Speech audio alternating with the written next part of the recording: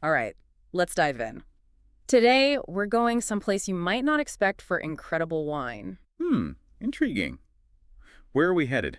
Rio de Janeiro State, Brazil. Rio. Wow, okay. Not the first place that pops to mind, gotta say. Right. Beaches, carnival, yeah. Hmm. But we're discovering their hidden wine scene. Color me curious. What are our sources for this deep dive? Two YouTube videos, one's an academic conference, all about wine tourism in Rio. That sounds in depth. What about the other one? A travelogue through the Serra Fluminense region where a lot of this is happening. Okay, so we'll get the expert view and the on-the-ground feel. Awesome. Ready to swap caipirinhas for Cabernet. Absolutely. And speaking of Cabernet, get this. We found an ad from 1892 for Rio wines. 1892. Hold on, I thought Brazilian wine was all about the South. Me too. But this ad's from Campagna Anis Lusitano, a Rio company selling their own wines. Huh.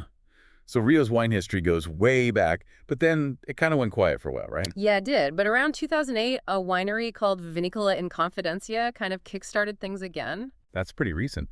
And now how many wineries are we talking about? Over 34 in Rio State now, mostly in that Serra Fluminense region we mentioned. Okay, so history, beautiful mountains. But what about the wines themselves? What makes them special? That's where the terroir comes in. The Serra Fluminense has so much variety. Oh, right, terroir, like the land, climate, everything affecting the grapes. So Rio's got a diverse terroir. Big time. Different altitudes, soil types, microclimates, even within a small area. Ah, so even vineyards near each other could produce totally different wines. Exactly. And they're growing some familiar grapes, Sauvignon Blanc, Chardonnay, doing really well. Okay, makes sense. Those like cooler climates, right? But what about reds? That's where it gets interesting. They're having success with Cabernet Sauvignon and Cabernet Franc. Wait, reds in a tropical climate? How's that working out? Brazilian innovation, they've pioneered this technique called double pruning. Double pruning, so like 2 harvests a year. You got it. One in summer, one in winter from the same vines. Whoa. So you can taste two totally different Cabernet Francs from the same place, depending on the harvest. Exactly. And this points to a bigger trend. Rio's leaning towards smaller boutique wineries. Interesting. So quality over quantity, huh? What kind of experience are they offering? They're really focused on high-quality, unique wines, reflecting that terroir and the winemaker's passion. Sounds like a wine lover's dream. But you mentioned tourism earlier. What's that side of it like? The travelogue we watched shows towns like Petropolis, Teresopolis, Ariel, each with its own vibe. Petropolis, I've heard of that. Isn't it like a historic city, cobblestone streets and all that? Yeah, imagine strolling through that, then stopping for a wine tasting. History and wine, all in one. Sounds pretty idyllic. Hmm. What about the other towns? What are they like? Teresopolis is all about the natural beauty. Mountain views, hiking trails, wineries up in the hills. Oh, wow. So you could have a hike A&D, amazing wine. I'm sold. Right. And Ariel's got this charming, relaxed vibe, more about slowing down, connecting with nature, still with great wines. Okay, so the wine tourism scene seems pretty diverse. Are they tying in local culture at all? Absolutely. Rio's really pushing the whole sensory experience. Think local dishes, samba music. Wow, a full-on cultural immersion. That's pretty cool. Mm. But no industry's perfect, right? What are some challenges they're facing? One big one is the lack of a strong, national wine organization. I see. So less support for the individual wineries. Yeah, it makes things harder to collaborate, share knowledge, advocate for their interests. Makes sense. Are there any other issues they're dealing with? Logistics is a big one, especially for those smaller wineries. Transportation and distribution can be tough. Right, so getting their wines out there, reaching more people, that's got to be a priority. Totally.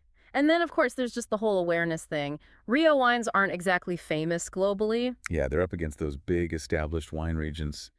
Tough competition. It is. Yeah. But they've got a lot going for them. Hmm. Unique terroir, innovative techniques, that whole tourism experience they're building. They do. And those strengths lead to some exciting opportunities, which we'll get into next. Okay, so challenges. Organization, logistics, awareness. But what about those opportunities you mentioned? Well, one big one is domestic wine tourism. Brazilians, especially younger folks, are really into it. Oh, so exploring their own country, discovering new things close to home. Exactly. And that ties into another opportunity, building a strong identity for Rio wines. We've talked terroir, innovation, but how else can they stand out? Think about the whole package. Yeah. History, music, food. Weave that into the wine experience. So it's not just about the wine itself, it's the whole atmosphere, the story. Right, it becomes this immersive thing. You're tasting wine, but also the culture, the history, Like those towns we talked about. Petropolis, all that imperial history, the architecture. Yeah. Imagine that. You explore the city, maybe hit the museum, and then go for a wine tasting. Blending the old and the new. Very cool. And Terrasopolis is more nature focus, right? Totally. Hiking, mountain views, and Edie, you've got these wineries perched up high, overlooking it all. Oh man, a hike, a view, a glass of wine. That's the dream. Right. And for something more chill, there's Ariel. Slower pace, sustainability focus. Sounds like there's a Rio wine experience for every taste, literally. Exactly. Variety's key. But the wines themselves got to stand out too. That's where GIs come in. You've mentioned those, but honestly, I'm a bit fuzzy on what they are. No worries. It's like a certification linking a product to its origin. So, Serra Fluminense on a bottle means it's actually from there, meet certain standards. Yep. It's a guarantee of authenticity. Tells you the wine represents that specific place. Like a seal of approval, basically. That's got to be huge for building a reputation. Absolutely. Protects consumers, A&D producers from fakes too. Win-win. Okay, GIs, got it. Important stuff. But even with all this, challenges remain, right? Definitely. We talked organization, but infrastructure's another one. Infrastructure, you mean like roads and stuff? Yeah.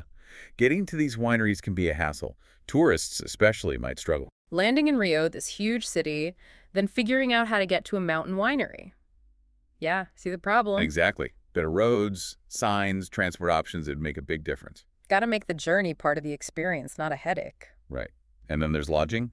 Enough hotels, Yeah. guest houses, the right kind of vibe. Yeah, you don't want to spend days exploring wine country and stay somewhere totally mismatched. Exactly. More boutique hotels, charming spots, maybe even farm stays tie it all together. So the whole tourism ecosystem needs to be there, not just the wineries themselves. 100%. And then there's the big one, marketing. Getting the word out about Rio wines. Yeah, reaching those people who are always looking for the next cool wine region. Got to tell the story well. Yeah. The scenery, the history, the innovative wines. Capture that unique spirit. Make people crave the experience. Exactly. Social media, influencers, travel partnerships. Gotta be Aye. creative. And maybe target specific niches, right? Eco-tourists, folks who love discovering new regions. Smart move. Find the people who'll be most into it. And one last thing. Collaboration between wineries. Like instead of competing, they work together. Exactly. Joint marketing, shared transport, maybe even create wine trails. Oh, wine trails are the best. It's like, here's your adventure map. Go explore. Right. Working together elevates the whole region, makes it better for everyone. Sounds like they've got the passion, the quality, the vision. They do. But challenges too, as we've seen. It's a journey, but with the right moves, Rio could really shine. You know, it's kind of inspiring, right? They're not just following the playbook, they're doing their own thing. Yeah, there's this underdog energy for sure. Not trying to copy, they're embracing what makes Rio unique. Exactly. And all that experimenting, like that double pruning thing, who knows what they'll come up with next. Well, that's where the academic research comes in. Remember, our sources mentioned that. Yeah, the university is studying the soils, trying different grapes. Right. They're analyzing, testing, even developing new winemaking methods specific to Rio's climate. So it's like tradition meets science. Pretty cool combo. Totally. This research could lead to even better wines, help them adapt to climate change, all If that. they're sharing that knowledge, working together, that's what I love. Yeah, it's not just about one winery winning, it's about lifting the whole industry. This whole deep dive has really changed my view of Rio.